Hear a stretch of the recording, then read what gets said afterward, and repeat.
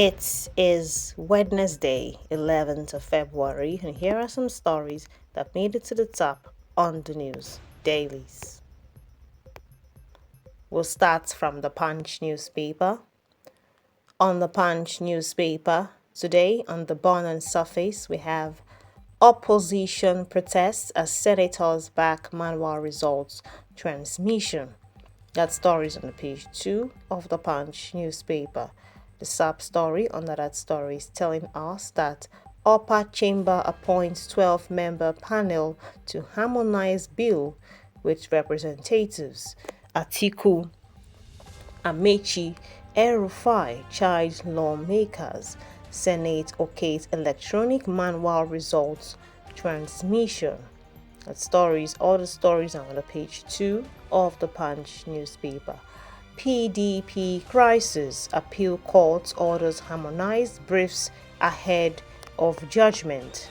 That story is sitting right on the page 7 of the Punch newspaper.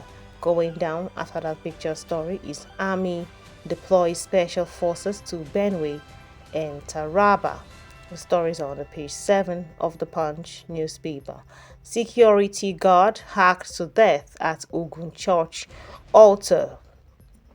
Story is on the pages 4 and 5 of the Punch newspaper. Pressure mounts on Bayelsa governor over choice of deputy. Stories on the page 16 of the Punch newspaper. Going up, states spend 455 billion naira to service foreign loans. That story is on the page 22 of the Punch newspaper. Nigeria sleeps on global corruption index. That story is on the page 16 of the Punch newspaper. Wike Fubara called truce after Tinubu's move. Stories on the page 27 of the Punch newspaper. United States deploys 200 troops to Nigeria. Stories on the page 2 of the Punch newspaper. And that's all for the Punch newspaper that we have today. Moving to the next, which is The Guardian. On the Guardian newspaper today, we have INEC under spotlight as Senate shifts ground on e-transmission. That story is on the page 6 of the Guardian newspaper. Moving down, we have Russia denies report of Nigerian mercenaries killed in Ukraine war. The story is on the page 4 of the Guardian newspaper. LASG 6 food, water vendors and other support in war against cholera. Stories on the page 5 of the Guardian newspaper. Zoning role, court battles test opposition cohesion ahead of 2027. That story is on the page 6 of the Guardian newspaper. Lagos, 12 other states to experience longer rainfall in 2026. So this was revealed by NIMET. More of that stories, you will find it on the page 5 of the Guardian newspaper. Academics rule selective implementation of 40% pay rise.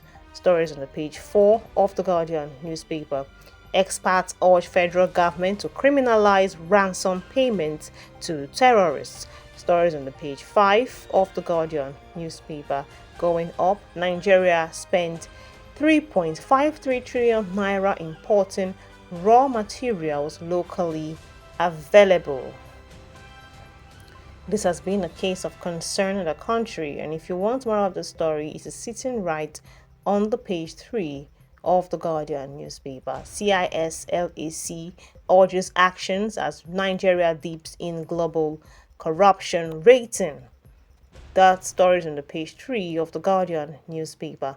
Court bars Osun local government funds utilization pending end of trial. And if you go to the page 3 of the Guardian newspaper, you will find more of that story. And that wraps up the stories that the Guardian newspaper gave us today. And going to the next, which is the Vanguard. The Vanguard newspaper this morning on the Bonn surface, we have rowdy session as Senate okays conditional e-transmission of results. Stories on the page 5 of the Vanguard newspaper. We have a sub-story where electronic upload fails, results sheet to be used for collation, results declaration. 12-member conference committee to harmonize bill with representatives submit report February 17. Aboribe moves withdrawals motion for division vote. Amechi leads son to occupy NASS protests ground. Electoral Act alteration threatens Nigeria's democracy. ACF warns. Public pressure forced Senate reversal on e-transmission of results.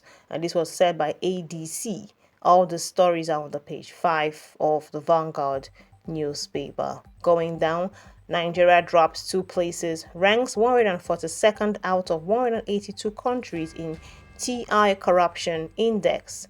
That story is on the page 9 of the Vanguard newspaper. We pray Nigeria drops more and more and more in this aspect. Going down, CDS seeks urgent police, civil defense overhaul as military warns of capacity limits. That story is on the page 42 of the Vanguard newspaper. Nigeria's gross domestic product per capita once surpassed China, Malaysia when we ignored IMF. This was said by Olawepo Hashim. And this story, you'll find more of it on the page 40 of the Vanguard newspaper. Quitting Chippa United was a tough decision. This was said by Nwabali, and you'll find the story on the page 45 of the Vanguard newspaper. Going up, we have tax revenue jumps 30% to 28.3 trillion naira in 2025. That story is on the page 19 of the Vanguard newspaper. Wike commits to peace, Lord Tinubu's intervention. Fubara promises to fulfill Wike's wish. That story is on the page 15 of the Vanguard newspaper. Federal government's ASU deal sparks outrage as Unijos confirms payment. That story is on the page 8 of the Vanguard newspaper. Tinubu has strengthened Nigeria's federalism, and this was said by Bagudu, and that story is on the page 8 of the Vanguard newspaper. And that is all for the Vanguard newspaper today. And going to the next, which is the Daily Trust. The Daily Trust newspaper today on the bottom surface, we have Senate's e-transmission approval raises new questions. Stories on the pages 3 and 4 of the Daily Trust newspaper. Nimet predicts early rainfall in Kano, Niger, Rivers, 12 others states. Stories on the page 3 of the Daily Trust newspaper. Woman arrested for allegedly poisoning co-wife in Gombe. Stories on the page 6 of the Daily Trust newspaper. Son conspires with hoodlums to abduct father.